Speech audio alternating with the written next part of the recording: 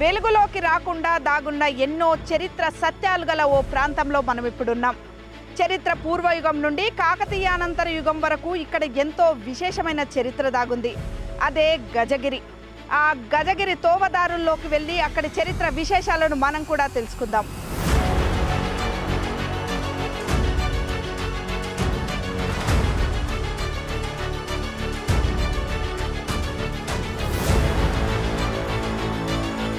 జనగామ జిల్లా బచ్చన్నపేట మండలంలోని కొన్నే రామచంద్రాపురం గ్రామాల మధ్యలో ఉంది ఈ గజగిరి. 500 అడుగుల ఎత్తున్న ఈ గుట్ట దూరం నుండి చూస్తే ఏనుగు ఆకారంలో కనిపిస్తుంది కాబట్టి దీన్ని కనిగిరి, గజగిరి అని పిలుస్తుంటారు. స్థానికులు మాత్రం కొన్నెగుట్ట అని అంటుంటారు. ఓ మారుమూల గ్రామంలో ఉన్న ఈ గుట్టకి అంత ప్రాధాన్యత ఏముంది అంటే, ఇది గుండెల నిండా బండరాలను నింపుకున్న మామూలు గుట్ట కాదు.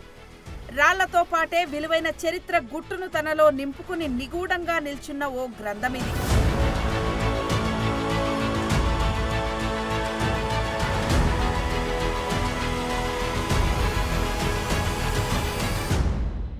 అయితే కొన్నెగుట్ట అనేది చాలా పురాతనమైనది, చాలా చారిత్రాత్మక కలిగినటువంటిది. ఈ కొన్నెగుట్ట ఆకారం ఏంటంటే ఏనుగుకు సంబంధించినటువంటి ఆకారం కాబట్టి గజగిరి గుట్టగా పిలుచుకుంటుంటాం మేము మేడం. అయితే ఈ గుట్ట మీద ఎంతోమంది మునులు, ఋషులు తపస్సు చేసినటువంటి ఆనవాళ్ళు కూడా మా గుట్ట పైన కలిగి ఉండడం మేము కూడా చూసినాం.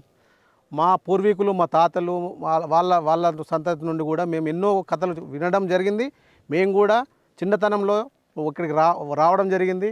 ఇక్కడ ఈ గుట్ట పైనటువంటి పరిసర ప్రాంతాలన్నింటినీ గమనించడం జరిగింది. చుట్టూ ఒక 10 కిలోమీటర్ల సరౌండింగ్ నుండి ఎక్కడ చూసినా కనిపిస్తుంటుంది. మా గుట్ట 10 కిలోమీటర్ల బచ్చన్నపేట నుంచి వస్తున్నామంటే, గుట్ట వచ్చిందంటే మా కొన్నె గ్రామం వచ్చినంత ఫీలింగ్ మాకు వస్తుంటుంది. మా గుట్ట చుట్టూ చాలా ఆహ్లాదకరమైనటువంటి వాతావరణం ఉంటుంది. అలాగే మంచి మంచి వనమూలికలు కూడా ఉంటుంటాయి మేడం. గుట్ట పైన, గుట్ట చుట్టూ కూడా మనకు చరిత్ర పూర్వయుగం నాటి ఆనవాళ్ళు, అంటే ప్రోటో హిస్టరీ, అంటే మన చరిత్రకు పూర్వ చరిత్ర యుగం నాటివి, చారిత్రక యుగం నాటి అన్ని రకాల ఆనవాళ్ళు మనకు అక్కడ లభిస్తున్నాయి.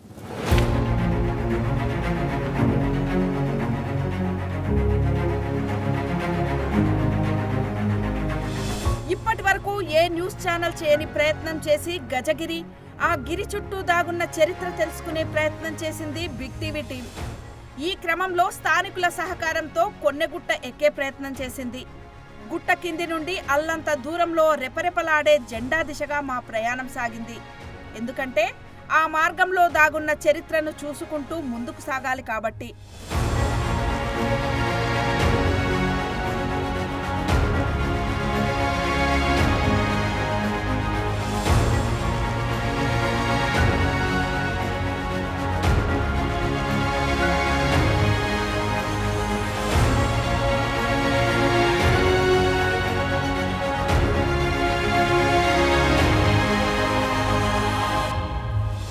గజగిరి గుట్ట మీద ఉన్న సూర్యుడు చూడని బాయి దగ్గర మనం ఉన్నాము. ఇది ఎంట్రన్స్.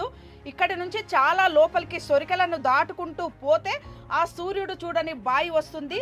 ఇప్పటి వరకు కూడా ఆ బాయి ఎప్పుడు ఏర్పడ్డదో మనకెవరికి కూడా తెలియదు. ఒక సూర్య కిరణం కూడా ఇప్పటి వరకు ఆ బాయిని తాకలేదు. ఆ నీళ్ళే ఇవి గ్రామస్తులు తీసుకువచ్చారు. ఈ నీళ్లు చాలా తేటగా ఉన్నాయి, చాలా తీయగా కూడా ఉన్నాయి. ఈ నీటిలో చాలా ఔషధ గుణాలు ఉన్నాయని కూడా గ్రామస్తులందరూ నమ్ముతుంటారు.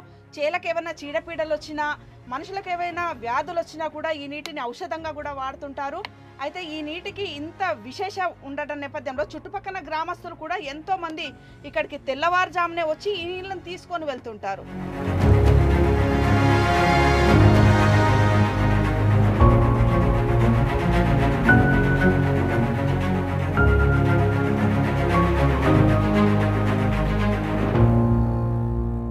ఇది చాలా చీకటి గుహ మేడం. ఇది మనం ముందు నుంచి వెళ్ళలేము, బ్యాక్ సైడ్ నుంచే మన అందాదా మీద నుండే పోవాలి. ఇక లోపల ఎవరో మేము లైటింగ్ పెట్టి చూడలేదు, అందులో లైటింగ్ కూడా రాదు, చిమ్మ చీకటి ఉంటుంది అన్నమాట. ఈ సూర్యుడు చూడని బావి అని అంటారు. దీని మీద సూర్యకిరణాలు అనేది ఈ వాటర్ మీద ఈ సూర్యోదయం ముందే వచ్చి చేన్లకు ఏదైనా తెగులు వచ్చినా, ఏమన్నా పురుగు తగిలినా కూడా, ఏదైనా కూడా ఈ వాటర్ తీసుకొచ్చి వాటర్లో పోసి దీన్నే మెడిసిన్ లెక్క మా తాతల కాలాల నుంచి స్ప్రే చేసేది అన్నమాట. తర్వాత ఇంకేమన్నా గొర్రెలకు, బర్రెలకు లాంటివి ఏమన్నా చిన్న చిన్న వ్యాధులు వచ్చినా కూడా, అంటు వ్యాధులు లాంటివి ఏదైనా వచ్చినా కూడా వాటికి సంబంధించి కూడా ఈ వాటర్ తీసుకుపోయి వాటికి పోస్తే తక్కువ అవుతుంది అని చెప్పి మా పూర్వకాలం నుంచి ఆచారంగా వస్తుంది అన్నట్టు. అదే నమ్మకం మీద మేము ఇప్పటి వరకు కూడా నడుస్తుంది మేడం. ఇప్పుడు నేను కూడా మా చేనులకు పురుగు ఇట్లా తగిలితే మా తాతయ్య ఇట్లా ఇక్కడ బావిలో నీళ్ళు లేకపోనంటే తీసుకొని వస్తే మా చేనులకు కూడా ఇట్లా స్ప్రే చేసి అదే నమ్మకం మీద ఉండేది. మరి ఆ చీడ పురుగు కూడా అవి చేనులు కూడా బాగా అయ్యేది అది పోయి. అంత నమ్మకంగా ఈ వాటర్ తీసుకుంటాం మేడం. మినరల్ వాటర్ కంటే బాగుంటుంది, చాలా స్వీట్నెస్ ఉంటుంది, చాలా బాగుంటుంది madam. Same coconut water type ఉంటాయి ఇవి. ఒక మెడిసిన్ లాగా యూజ్ చేస్తాం మేడం మా ప్రాంతం మొత్తం. ఆ చేతికి వాటర్ అందిన మట్టుకే మనం చూడగలుగుతాం అంతే. ఇక దీని అంతు అనేది ఎక్కడి వరకు ఉందో, ఇక గుట్ట ఇంత హైట్ గుట్ట కదా, లోపల ఎంత వరకు ఉందో మనకు తెలియదు. ఇక ఇక్కడ పవిత్రమైన బావి ఏంటంటే సూర్యుడు చూడని బావి. ఏ కాలంలో నీళ్ళు ఉండేది ఇలా. ఇక్కడ ఈ పక్క ఊళ్ళన్నీ వచ్చి ఆరోగ్యం బాగలేకపోతే స్నానాలు చేయడానికి అక్కడ బావి పైన స్నానాలు చేసి ఇక్కడ వచ్చి నీళ్ళతోని తీసుకొని అమ్మాయికి సల్దురు తీసుకెళ్ళి అసవంటి పవిత్రమైనటువంటి బావి ఇది. ఇలా ఈ ఊరు కాదు, చుట్టూ పక్క 50 ఊళ్ళ మంది వచ్చి తీసుకెళ్లారు ఇక్కడ మేము చూసిన కాడికి. సూర్యుని చూడని బావి అనేది మా గుట్టకు చాలా విశిష్టత కలిగినటువంటి బావి ఉండడం జరిగింది. నేను చిన్న వయసులో ఉన్నప్పుడు కూడా చాలామంది సూర్యోదయం రాకముందే స్నానం చేసి మంచి పవిత్రతోటి ఆ నీటిని తీసుకెళ్ళి చేన్ల మీద కానీ పశువుల మీద కానీ పాడి పంటల మీద చల్లితే ఆ వెనకట ఎలాంటి మందులు లేవు కాబట్టి ఈ నీళ్ళతోటే నయమయ్యేది మేడం. దాదాపు 450 అడుగుల ఎత్తు మీద నీరుండి కుండం ఉన్నది. ఆ నీటి కుండాన్ని అది సూర్యుని చూడని కుండం అని పిలుస్తారు. ఆ నీళ్లు తాగితే రోగాలు తగ్గుతాయని పవిత్రమైన నీరుగా భావిస్తారు. అందులో అది తీసుకొచ్చి తాగించడమే తప్ప అక్కడికి వెళ్ళడానికి ఏముండదు. మేఘాలు అటువంటివి కూడా వెళ్ళడానికి కూడా కష్టం. అందులో మనుషులే దూరాలి కష్టం. గజగిరి గుట్ట మీదకి ఎక్కడం అంటే మామూలు విషయం కానే కాదు. ఇది ఒక సాహస యాత్ర అని చెప్పొచ్చు. గుట్ట మీదకి వెళ్ళే క్రమంలో పెద్ద పెద్ద బండరాళ్ళు ఉంటాయి కాబట్టి ప్రతి అడుగు జాగ్రత్తగా వెయ్యాలి. రాళ్లకు మధ్యన పడిపోయే ప్రమాదం కూడా ఉంటుంది కాబట్టి చాలా జాగ్రత్తగా చూసుకుంటూ వెళ్ళాలి. మొత్తంగా చెప్పాలంటే ఇది ఒక చారిత్రక సాహస యాత్ర అని చెప్పొచ్చు.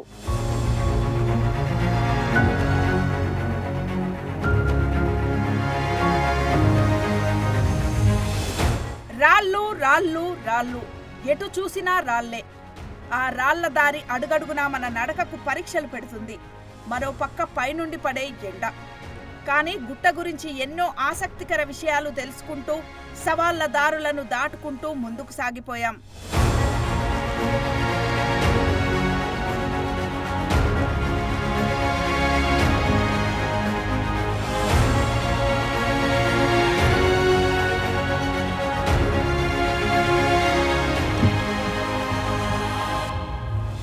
చుట్టుపక్కల 10 కిలోమీటర్ల నుండి ఎక్కడి నుంచి చూసినా కూడా ఈ గజగిరి గుట్ట మనకు కనిపిస్తుంటుంది. గుట్ట మొత్తం కూడా ఎక్కడికక్కడ పెద్ద పెద్ద రాళ్ళు తెచ్చి కుప్పగా పోసారా అన్నట్టుగా ఉంటుంది.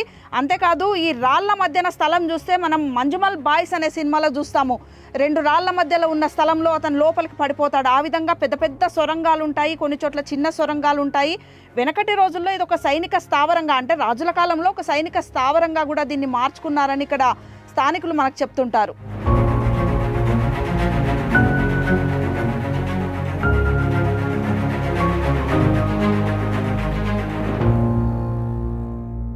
అగ్నిపర్వతం పేలినప్పుడు వచ్చినప్పుడు ఆ లావా పొంగి ఏర్పడినటువంటివి ఇవన్నీ కూడా అవశేషాలుగా ఉంటాయి.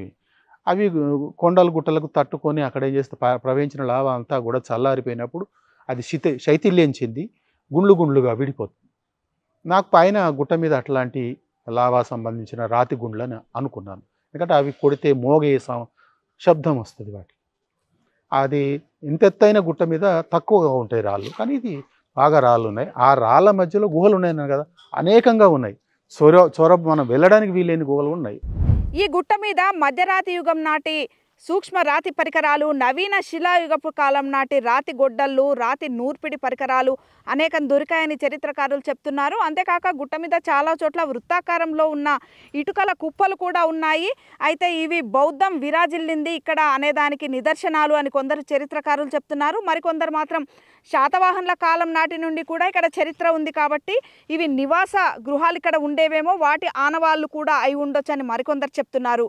ఇక అంతేకాకుండా గుట్ట చుట్టూ కూడా ఎక్కడ చూసినా కూడా మెగాలిథిక్ కాలపు నాటి రాక్షస గుళ్ళ సమాధులు కూడా చాలా కనిపిస్తుంటాయి.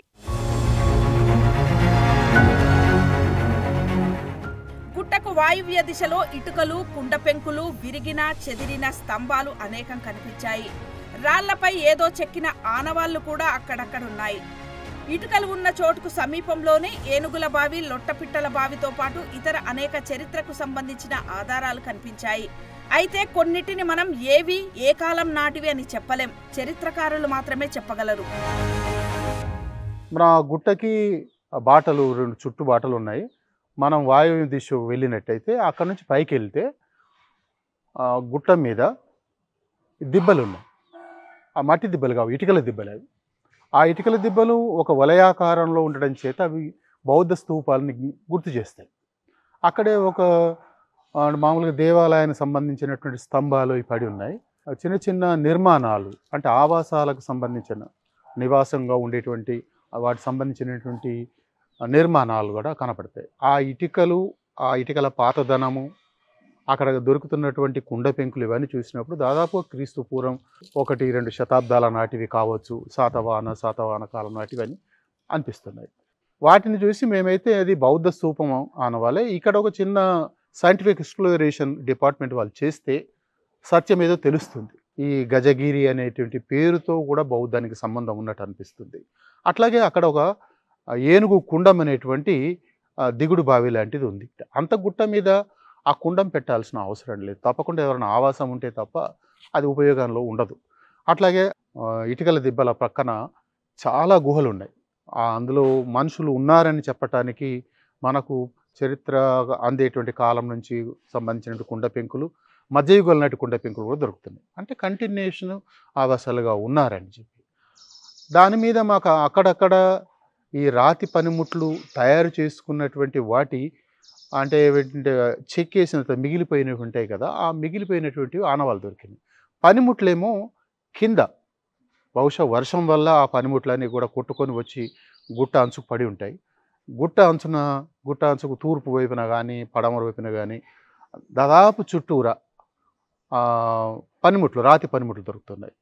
అది మధ్యయుగాల నాటి మైక్రోలిస్ అంటాం కదా, సూక్ష్మరాతం పనిముట్లు కానీ, తర్వాత కొత్త రాతి యుగం నాటి రాతి గుడ్డన్లు కానీ, నూరుడు రాళ్ళు, దంపుడు రాళ్ళు, సుత్తెలు, ఇటువంటివన్నీ కూడా కొత్త రాతి యుగం సంబంధించినవి. చాలా మెగాలిథిక్ సమాధుల ఆనవాళ్ళు మేము చూసినాం. బహుశా ఈ 10 ఏళ్లలో అవి లేవు, తొలగించబడి ఉంటాయి రియల్ ఎస్టేట్ వల్లను, భూములు దున్నటం వల్లను కూడా.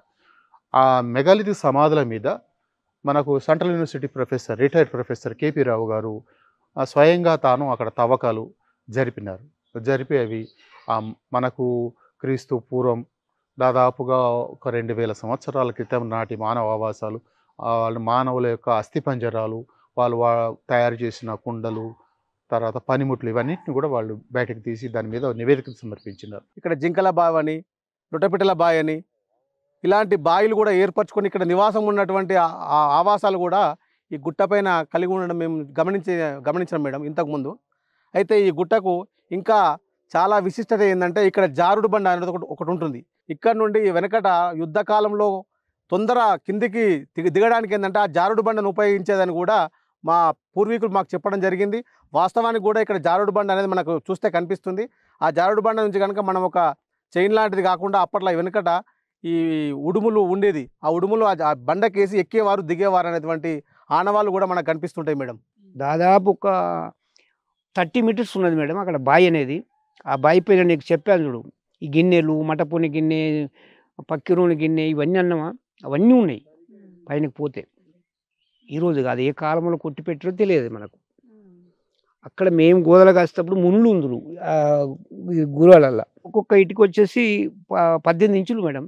దాని మందం వచ్చి ఈ మందం ఉంది, 4 ఇంచెస్ మందం ఉంది. 1.5 ఫీట్ వెడల్పు ఇటుకే. గోళాలు కానీ కుండలు కానీ అప్పుడు ఇంత దొడ్డు కుండ ఉంది. ప్రతి ఎక్కడ దోవినా వెళ్తాయి. ఇప్పుడు రాకాసుల గుండ్లు అనేది చాలా మెట్టుకున్నాయి మొత్తం. ఎందుకంటే భూములు అన్ని సాగు చేశారు కాబట్టి తీసినాం, అన్ని తీసి ఒక్కొక్క బండలు చూపిస్తే అన్నీ ఉన్నాయి అక్కడ. బౌద్ధం, జైనం, శైవం విరాజిల్లిన నేల ఈ గజగిరి. ఈ గుట్ట చుట్టూ ఎక్కడ చూసినా కూడా ఆ చారిత్రక ఆనవాళ్లే మనకి ఇక్కడ కనిపిస్తుంటాయి. ఈ గజగిరి నుండి 17 కిలోమీటర్ల దూరంలో ఉన్న కొడమటూరు సిద్ధేశ్వర స్వామి గుట్ట వరకు కూడా సొరంగ మార్గాలు కూడా ఉన్నాయి. పూర్తిగా రాళ్ళు పేర్చినట్టుగా ఉన్న ఈ గుట్టలో చాలా వరకు చిన్న చిన్న గుహలు కనిపిస్తుంటాయి. అంటే పూర్వకాలంలో జైనులు కూడా ఆ గుహల్లో ఉండేవారని కూడా ఇక్కడ స్థానికులు చెప్తుంటారు. అయితే ఎంతో చారిత్రక పరిశోధన కూడా ఈ గుట్ట గురించి చేస్తే మరెన్నో సత్యాలు కూడా బయటికి వస్తాయనేది చరిత్రకారుల పరిశీలన.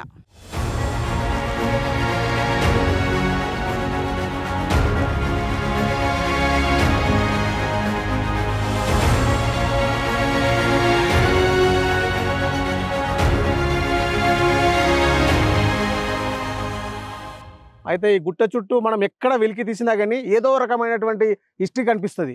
ఎలా అంటే మా గుట్ట చుట్టూ రాక్షస గుళ్ళని, సమాధులు ఉన్నాయి, అలాంటివి ఉన్నాయి. వెనకట పూర్వీకులు ఎంత వేల మంది దాక్కున్నా కానీ కనబడకున్నటువంటి గృహలు కూడా మా గుట్ట మీద ఉండడం జరిగింది మేడం. మా గుట్ట చుట్టూ ఎక్కడ ఏది కదిపినా ఒక చరిత్ర లాగానే ఉంటుంది మేడం.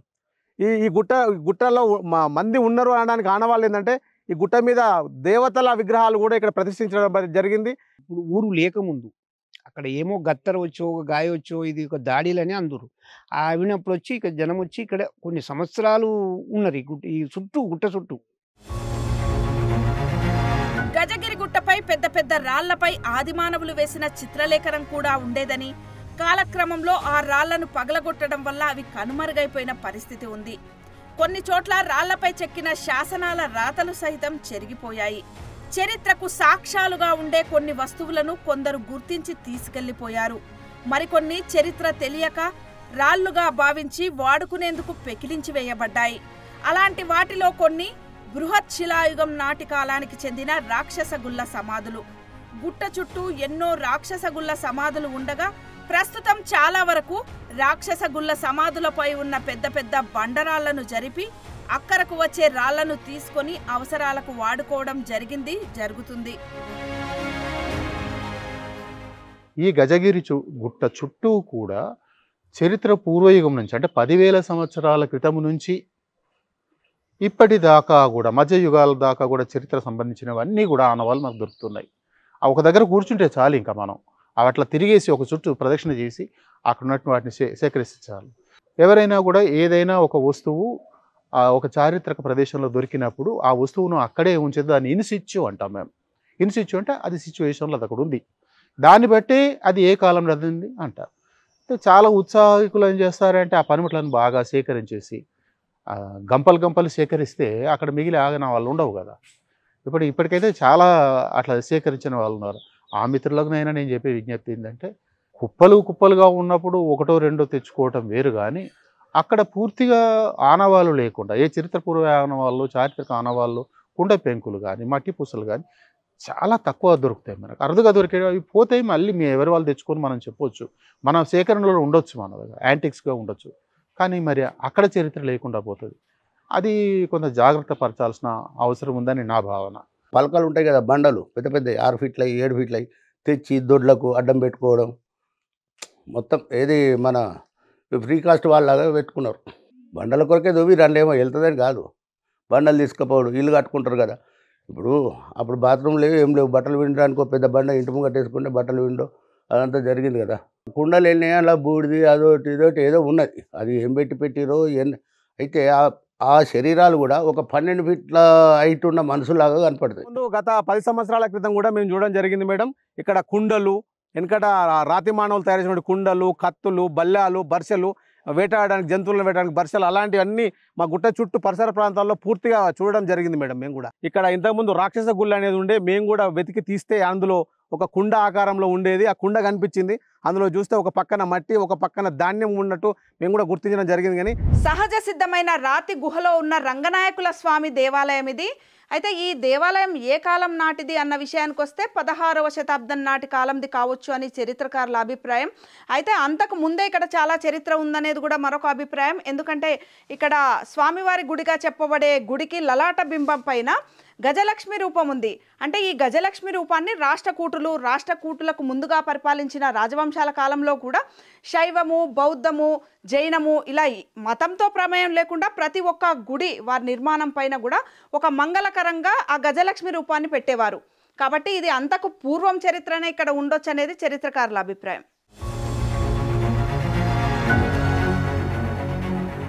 గుహలో బండరాళ్లు పడిపోకుండా సపోర్టుగా రాళ్ల కింద రాతి స్తంభాలను వేసి వెనకటి కాలంలో ఈ గుహాలయం నిర్మించారు. అయితే ఇది జైన ఆలయంగా ఉండి తర్వాతి కాలంలో మార్పులకు లోనే ఉండి ఉంటుందనేది చరిత్రకారుల అభిప్రాయం. గజగిరి దాని చుట్టూ ఉన్న చారిత్రక ప్రాంతాలపై ఎటువంటి పర్యవేక్షణ లేని కారణంగా ఈ గుడిలోని రంగనాయక స్వామి విగ్రహం, అల్వార్ల విగ్రహాలు దొంగిలించబడ్డాయి. కేవలం రాళ్లపై తొలిచిన విగ్రహాలు మాత్రమే ప్రస్తుతం ఇక్కడ మిగిలాయి.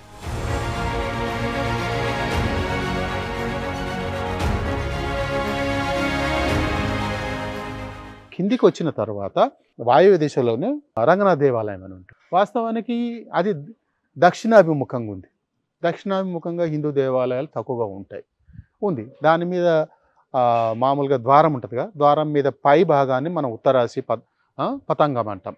ఆ పతంగం మీద చెక్కే విగ్రహాన్ని లలాట బింబం అంటాం, లేదా మంగళ పలకం అంటాం. ఈ మంగళ పలకం లేదా లలాట బింబంగా గజలక్ష్మి ఉంది. గజలక్ష్మి ఉండడం అనేటువంటిది రాష్ట్రకూట్ల కాలం అంతకన్నా ముందు నుంచి కూడా అన్ని దేవాలయం మీద పెట్టుకున్నారు. ఈ మతం ఆ మతం కాదు. మీరు బౌద్ధంలోను, జైనంలోను, శైవంలోను దాదాపు తర్వాత కృష్ణరాజ కాలంలో కూడా వాళ్ళు కూడా ఈ గజలక్ష్మిని పెట్టుకున్నారు. మంగళ పలకం అంటే ఒక మంగళము, శుభం అని పెట్టుకున్నారు తప్ప ఇది మతం కానీ ఫలానా మతం అని పేరుతో లేదు. దీనితో తగాదలు ఉన్నాయి. మేమే కనిపెట్టిన గజలక్ష్మిని అని బౌద్ధులు ప్రచారం చేసుకోవటం అనేది ఇది కాదు. అది ఒక దేవాలయం కట్టేటప్పుడే ఇవన్నీ అందులోకి భాగంగా వస్తాయి. అక్కడ గజలక్ష్మి కనబడుతుంది. లోపల వెళ్తే అక్కడ రాతి గుండ్ల మీద చెక్కినటువంటి హనుమంతుడు, గరుత్మంతుడు ఉన్నారు. అసలు రంగనాథుని విగ్రహం లేదు అక్కడ, అది ఎత్తుకొని పోయినారు. ఆల్వార్ల విగ్రహాలు ఉన్నాయి ఆ గుహ లోపలికి. ఇప్పుడు కూడా దాన్ని ఎప్పుడు జాతరలప్పుడు తప్ప ఎవరు పట్టించుకోరు. ఆ విగ్రహం ఏమైంది, అది ఎక్కడున్నది? మరి రంగనాథ దేవాలయంలో రంగనాథుడు ఉండాలి కదా, లేదు. ఈ రంగనాథ దేవాలయం ఇప్పుడు ఆ చెక్కిన శిల్పాల శైలిని బట్టి మనకు అది 16వ శతాబ్దం కాలంలో చెక్కినవి అనిపిస్తున్నాయి. అక్కడ మరి ఇంకేదైనా జైనము ఏదైనా ఉండాలేమో, అట్లా ఆనవాళ్ళు ఏమి దొరకటం లేదు.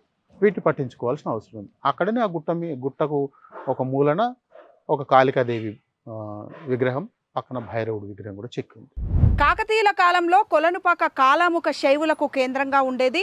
ఈ ప్రాంతంలో కూడా ఎక్కువగా శైవారాధన ఉండేదని కూడా తెలుస్తుంది.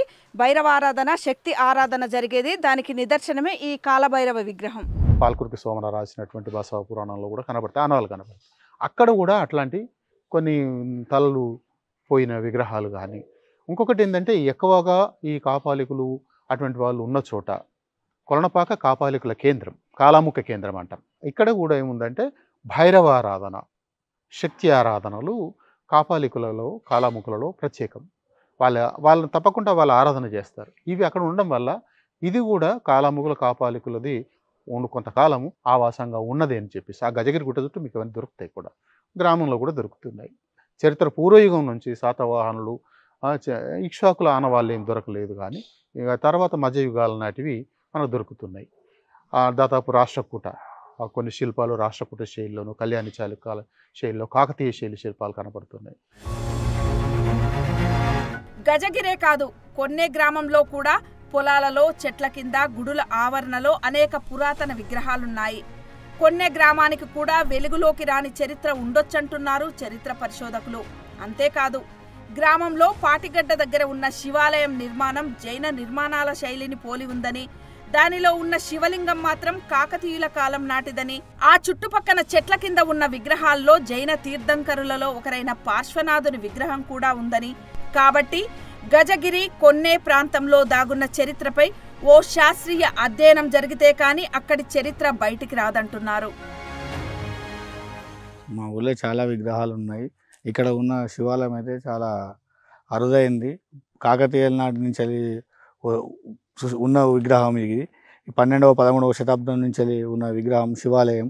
బ్రహ్మసూత్ర ఆనవాళ్ళతో ఉన్న విగ్రహం ఇది. ఇక్కడ ఎక్కడా లేదు, ఇక్కడే ఉన్నది. కొన్నేళ్ళలో పొలాలలో కూడా విగ్రహాలు ఉన్నాయి. ఇక్కడ చూసిన విగ్రహాలే ఉన్నాయి. మా ఊళ్ళో చాలా విగ్రహాలు ఉన్నాయి, పురాతన విగ్రహాలు చాలా ఉన్నాయి. గజగిరి గుట్ట ఉంది. ఆ గజగిరి గుట్ట చుట్టూ బౌద్ధం ఉన్నది. మనకు అట్లనే అక్కడ నుంచి పక్క కొన్నే గ్రామానికి వెళ్తే, కొన్నే గ్రామం అనేటువంటిది ఆ ఊరికి పేరైతే కొన్నే, కానీ అక్కడ గోనె చెరువు, గోనె మైసమ్మ ఇట్లా అని పిలుస్తారు. గోనె అంటే మీకు గుర్తు రావాల్సింది ఏంటంటే గోన బుద్ధారెడ్డి ఇట్లాంటి వాళ్ళు గుర్తు రావాలి. బహుశా మరి వాళ్ళ సంబంధించిన వంశీకులు ఎవరైనా ఆ గ్రామం నిర్మించి ఉంటారో, వాళ్ళ పేరు మీద ఏర్పడ్డదేమో. మనకు ఆనవాళ్ళు ఏం దొరకలే. అక్కడ ఒక శాసనం ఉండే, ఆ శాసనం పూర్తిగా అరిగిపోయి చదవడానికి వీలు లేకుండా పోయేది. ఉన్న ఒక ఆధారం పోయింది. పూర్వకాలంలో రోగాలు వస్తే తొందరగా తగ్గకపోతే గ్రామాన్ని వదిలేసి పక్కకు వెళ్ళడం, వేరే చోట నివాసం పెట్టుకోవడం ఒక అలవాటు. అట్లా వదిలేసిన పాత ఊర్లు ఉంటాయి, వాటిని ఏమనంటే పాటిగడ్డలు అంటాం. ఆ కొన్ని గ్రామం చుట్టూ పాటిగడ్డలు ఉన్నాయి. ఆ పాటిగడ్డల్లో ఒక దగ్గర శివాలయం ఉంది. ఆ శివాలయం చూస్తే దాని కన్స్ట్రక్షన్ అంతా కూడా ఒక జైన బసతి కన్స్ట్రక్షన్ లాగా ఉంటుంది. దాని మీద గోపురం ఇవన్నీ కూడా తర్వాత కాలంలో కట్టినారు. ఆ లోపల ఉండాల్సినటువంటి విగ్రహాలు ఏవి లేవు, కానీ ఆ శివలింగం పెట్టినారు. అది కాకతీయ కాలానికి కొంచెం అటు ఇటుగా ఉండేటువంటి లింగాన్ని అందులో ప్రతిష్ఠ చేసింది. ఒక అత్యద్భుతమైనటువంటి ఉమాసవిత దక్షిణామూర్తి ఉంది, విగ్రహం ఉంది. అది పక్కన గోడల్లో ఉంటుంది అన్నట్టు మంటపంలో. అది అర్థం కాదు, దాని కింద కూడా ఒక రాత ఉంది. అంటే ఇవన్నీ కూడా డిస్టర్బ్డ్. దాని చుట్టూ అన్ని నాగశిల్పాలు. అందులో ఒకటి పార్శ్వనాథుని విగ్రహం అని భూమిలో మొత్తం ఉంది. పైకి తవ్వడానికి ఎవరు ఎన్నిసార్లు ఎవరికి రిక్వెస్ట్ చేసినా చేయలేదు. ఒక పార్శ్వనాథుని విగ్రహం లాంటిది కనపడుతుంది. అంటే అక్కడ జైనం ఉందనే కదా. ఇప్పుడు ఒకవైపున బౌద్ధం గజగిరిగుట్టలో ఉంటే అక్కడ జైనం ఉంది. వీరగల్లులు కూడా దొరుకుతున్నాయి. ఈ వీరగల్లులు కూడా ఆ గ్రామాలకు సంబంధించినటువంటి వీరులు తమ గ్రామ రక్షణ కోసము, దేశ రక్షణ కోసము యుద్ధాలలో పాల్గొని ప్రాణాలు వదిలినటువంటి వీరులు, వాళ్ళ జ్ఞాపకార్థం వేసినటువంటి వీరగల్లులు కూడా మన కొనే గ్రామంలో కనపడుతుంది.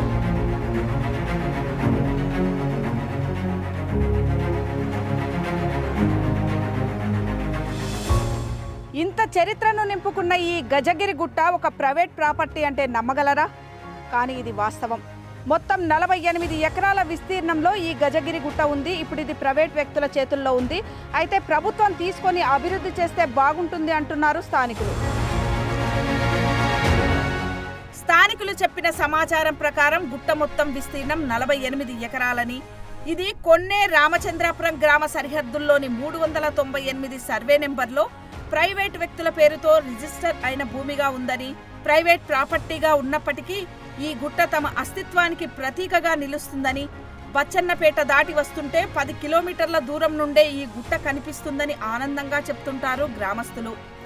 తమందరికీ గుట్ట మీద ప్రత్యేక అభిమానం ఉండడం వల్ల ప్రతి ఏటా దసరా రోజున గుట్ట మీద కొత్త జెండా ఎగరేసి వస్తుంటామని, గజగిరిని అభివృద్ధి చేయాలంటే ఈ గుట్ట ప్రభుత్వం దగ్గర ఉంటేనే సాధ్యమవుతుందనేది వారి అభిప్రాయం.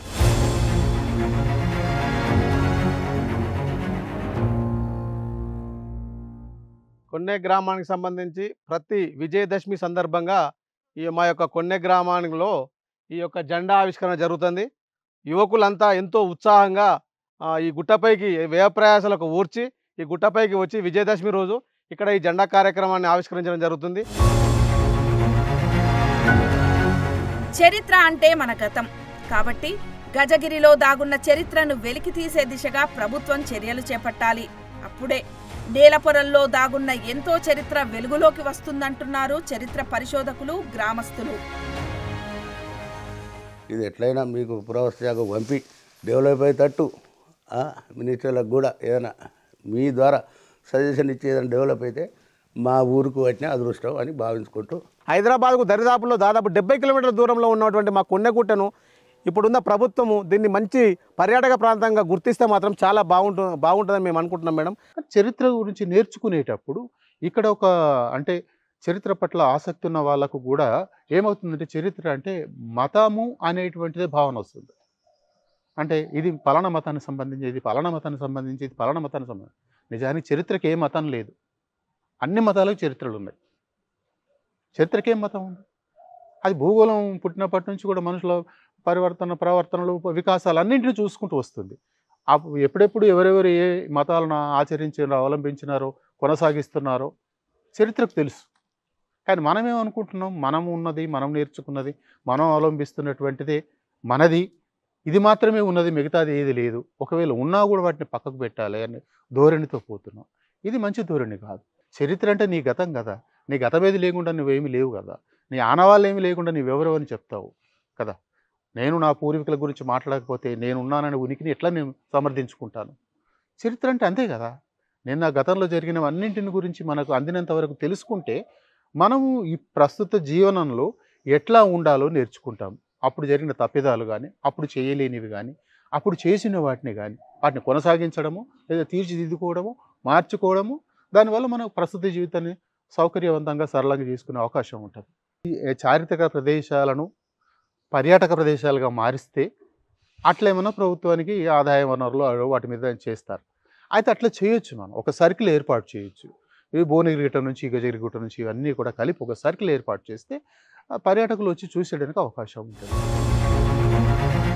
ఆది మానవులకు ఆశ్రయం ఇచ్చిన ప్రాచీన చారిత్రక ప్రదేశం. మధ్య శిలాయుగపు, నవీన శిలాయుగపు, బృహత్ శిలాయుగపు మార్పులను చూసిన గుట్ట. మతాల మధ్య ఘర్షణల చరిత్రని పదిలపరుచుకొని నిలువెల్లా నాటి సత్యాలను నింపుకున్న నేల గజగిరి. వినూత్నంగా అడుగడుగున గుహలతో, సొరంగాలతో కనిపించే గజగిరి చారిత్రక యాత్ర చేసి ఆ కనిగిరి గుట్ట దిగేటప్పుడు చరిత్ర మిగిల్చిన, పురావస్తు శాఖ తేల్చాల్సిన ఎన్నో ప్రశ్నలతో పాటు మదిలో అనిర్వచనీయమైన అనుభూతి కలిగింది. గజగిరి దాచుకున్న చరిత్ర వెలుగులోకి రావాలి, భావితరాలకు తెలియాలి.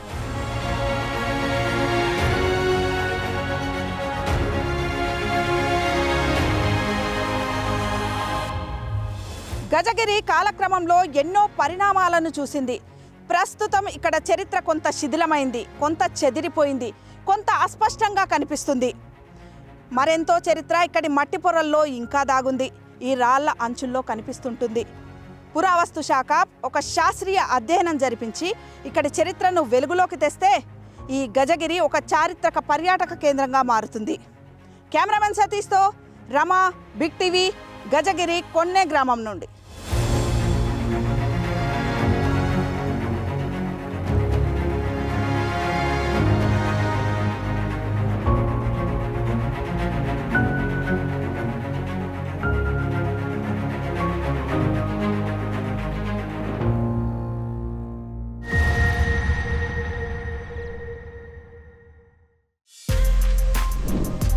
For more videos like this, subscribe Big TV channel.